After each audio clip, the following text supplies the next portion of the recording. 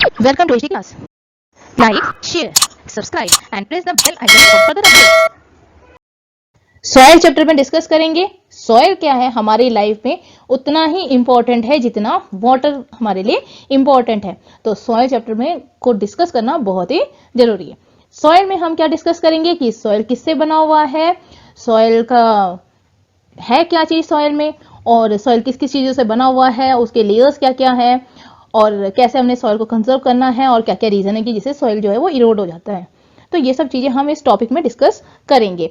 तो जो सॉइल है वो अपर मोस्ट लेयर है अर्थ का, जहां पर प्लांट ग्रो करते हैं। यानी सॉइल जो है वो प्लांट को ग्रो करने का सबसे इंपॉर्टेंट पार्ट है, क्योंकि सॉइल में क्या प्रेजेंट होता है, न्यूट्रिएंट प्रेजेंट होता है।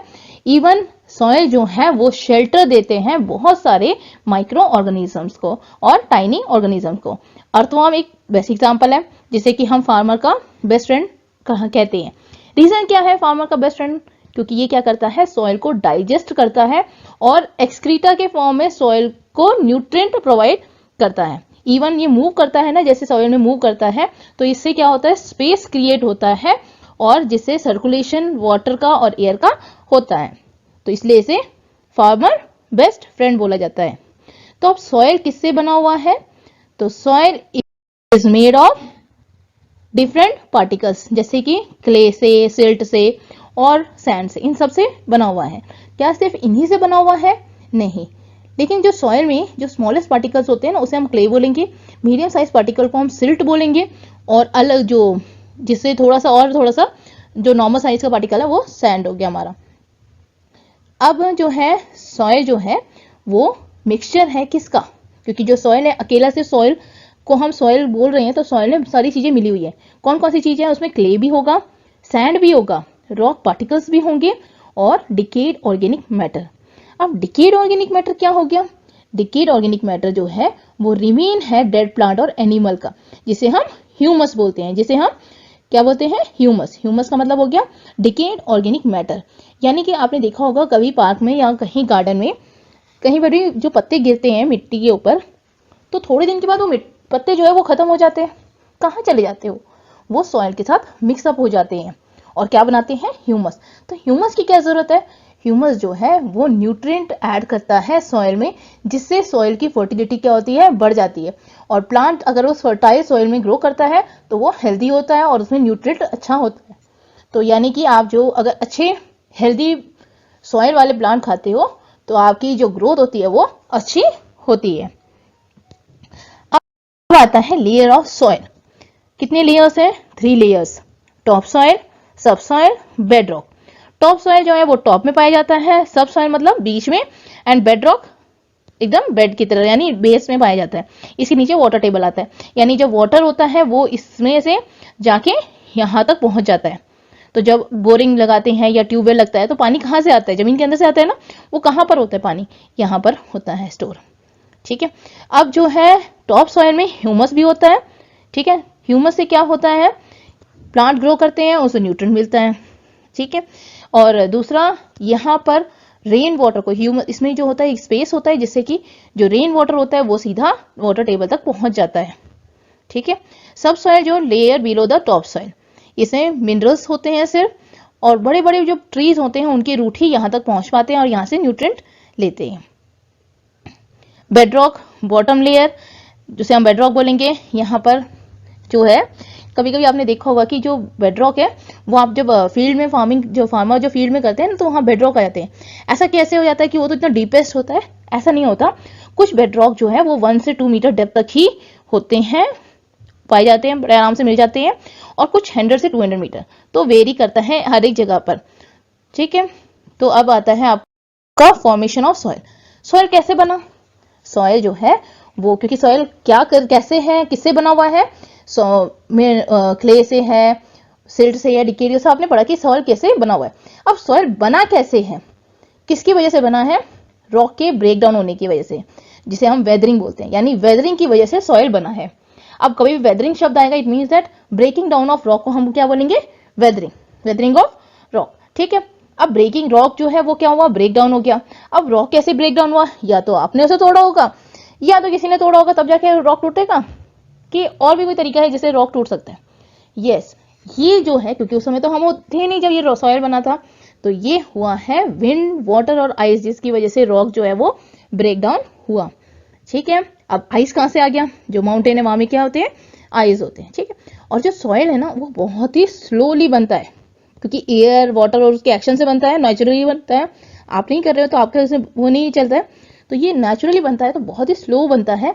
यानी 2.5 सेंटीमीटर थिक जो है, आप स्केल लोगे और उसमें देखोगे 2.5 सेंटीमीटर बहुत छोटा सा है ना, वो थिक लेयर बनाने के लिए उसे कितने साल लगते हैं? 500 to 1000 ईयर।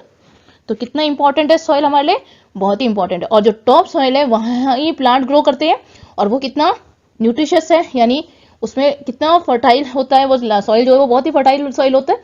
अगर वो इरोड हो जाएगा, तो क्या उसमें प्लांट ग्रो हो जाएगा? नहीं। अब इरोशन कैसे होता है, यानी कि सॉइल कैसे इरोड होता है, यानी उड़ जाता है?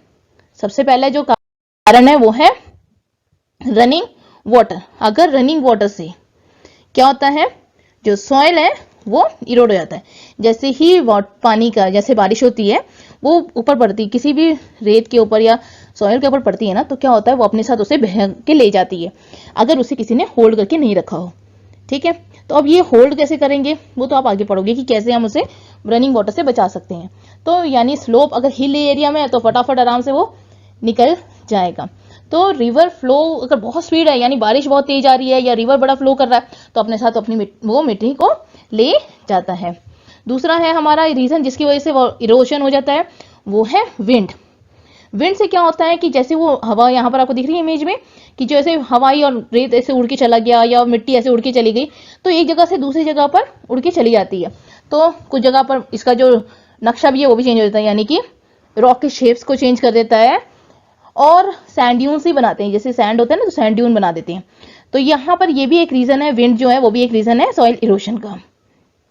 तीसरा है डिफॉरेस्टेशन, जो हमारे थ्रू हुआ है। डिफॉरेस्टेशन यानी क्या करते हैं, पेड़ को काट देते हैं, है ना, बहुत ज्यादा स्केल में पेड़ को कट गया, तो उससे क्या होता है, जो पेड़ का जो रूट होता है या ट्री का जो रूट होता है ना, वो सॉइल को पकड़ के रखता है, और बारिश आती है तो पकड़ा हुआ होता है तो वो जाता नहीं बह के। लेकिन जब कोई चीज ही नहीं होगी, वो ओपन होगा तो आराम से बह के निकल जाएगा।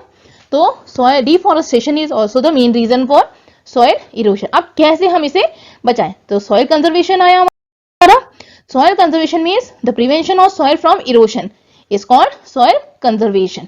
अब कौन कौन से तरीके हैं सॉइल कंजर्वेशन के? एक है building Burns and river embankment, growing cover crop, terrace farming, afforestation. अब ये सब की होता क्या है? अब पहले हम पढ़ेंगे building Burns and river embankment. ठीक है, इसमें क्या होता है, जैसे अगर आपने देखा है यहाँ पर देखो ये बर्न्स बने हुए, ये रिवर के एम्बैंकमेंट्स बने हुए हैं। तो बर्न्स बनते हैं तो क्या हो जाता है, ये रिवर पानी के साथ में सारी मिट्टी नहीं लेके जाता, तो वो क्या करता है, रोकने का काम करता है। ठीक है, छोटे छोटे वॉल्स बना देते हैं जिससे कि पानी जो है वो फ्लो ना हो, और वहां पर वो सीधा डायरेक्ट कहाँ चला जाए, ग्राउंड लेवल पर चला जाए। ठीक है, अंडरग्राउंड चला जाए, जिससे कि वो पानी जो है वो बहे ना और ना ही मिट्टी को लेके जाए। दूसरा, जहां और जब ये रिवर एम्बैंकमेंट बनाने से क्या फायदा है, अपने साथ तो लेके जाएगा मिट्टी, लेकिन जब फ्लड होता है ना तो सारी मिट्टी को ले जाता है। फ्लड जब होता है तो अपने साथ जितनी मिट्टी होती है वो ले जाता है, लेकिन ये एम्बैंकमेंट बनाने से फ्लड के टाइम में जो मिट्टी जो साथ में लेके आता है वो बच जाती है। ठीक है, तो ये भी एक तरीका है जिससे कि सॉइल इरोशन बचा सकते हैं। दूसरा है कवर क्रॉप। कवर क्रॉप क्या होता है, जब एक क्रॉप को ग्रो करा जाता है किसी भी चीज को कवर करने के लिए। अब ऐसा कैसे होता है, जब फार्मर फील्ड में ग्रो करवाते हैं, जैसे पेड़, अगर आपका राइस का एक टाइम में राइस का जो है वो खेती हो रही होती है, और दूसरे टाइम में क्या होता है, वीट का हो रहा है, मेज का होता है, तो इन्होंने ये क्या करते हैं, एक साथ कंटिन्यू नहीं करते, क्योंकि जब आप ये कंटिन्यू करोगे तो क्या होगा, एक ही न्यूट्रिएंट यूज करेगा, यानी मान लो एक टाइप का न्यूट्रिएंट जो है वो प्लांट यूज करता है, आप अभी यूज कर रहे हो, फिर दूसरी बार फिर वो यूज करोगे, उसकी जो स्कैरसिटी हो जाती है, कम हो जाता है। तो उसको बचाने के लिए, जैसे मान लो आपको बिस्किट पसंद है, मीठे वाले, नमकीन वाले पसंद नहीं, तो घर में अगर 2 बिस्किट हैं, एक में मीठा है और एक में नमकीन है, तो नमकीन बिस्किट आप एक बार खाओगे, दूसरी बार फिर वही खाओगे, तीसरी बार वही खाओगे, तो खत्म कौन सा होगा, जो मीठा वाला वो, और नमकीन वाला बच जाएगा। अगर आप कभी नमकीन अभी कभी मीठा खाओगे तो दोनों आपके पास रहेंगे। तो उसी तरह न्यूट्रिएंट भी यूज करेगा, अगर हम क्रॉप को ग्रो कराने के लिए न्यूट्रिएंट अगर यूज कर रहा है, तो अगली बार हमें कुछ और करना पड़ेगा, या तो इसे वेकेंट छोड़ना पड़ेगा, ऐसे ही होता है। तो यहाँ पर क्या है, जो वेकेंट छोड़ने की जगह पर कवर क्रॉप लगाते हैं। कवर क्रॉप मतलब कि जैसे अभी वीट की खेती हो जाती है तो उसके बाद क्या करते हैं ये लोग, आलू की खेती करते हैं। रीजन क्या है कि आलू में जो न्यूट्रिएंट यूज होता है वो आपके वीट में नहीं यूज होता, तो उससे क्या होता है कि उसकी जो फर्टिलिटी है वो मेंटेन रहती है और ऊपर से सॉइल इरोशन भी बच जाता है। तो एक तो तरीका ये हो गया कवर क्रॉप में। साथ ही साथ में जो लैंड है उसके चारों तरफ में जहां पर आपकी खेती हो रही है उसके चारों तरफ में प्लांट्स लगा देते हैं, जिससे कि विंड से जो रेत जो या मिट्टी जो हुई है उड़ के नहीं जाती। तो ये एक तरीका हो गया सॉइल इरोशन से बचाने के लिए। तीसरा हो गया हमारा टेरेस फार्मिंग। माउंटेन्स सारी जगह पर क्या होता है, टेरेस फार्मिंग करी जाती है। यहाँ पर आपको इमेज दिख रही है, that is a terrace farming. यानी कि ये जो हो रहा है ये क्या है, टेरेस जैसे ऊपर में स्टेप वाइज कट कर दिया। अब आप देखो जब आप स्लोप में जाते हो, स्लोप में कोई चीज को फेंक दो, कितनी आराम से स्लाइड होकर चली जाती है। वहीं पर स्टेयर्स में जा सकता है नहीं। तो क्या होता है, जैसे पानी आया, यहाँ पर थोड़ा बच्चा मिट्टी जो साथ से लेके गया, फिर रुका, फिर यहाँ गया, तो इससे क्या होता है सॉइल का इरोजन कम हो जाता है। तो ये जो एक मेथड है जिससे कि स्लोप में जैसे कि वो मिट्टी को अपने साथ लेके ना जा सके और फार्मिंग भी यहाँ पर आसान हो जाती है। अब आता है हमारा एफोरेस्टेशन, यानी कि ये हमें काम करना पड़ेगा। एफोरेस्टेशन, हमें पेड़ लगाना पड़ेगा।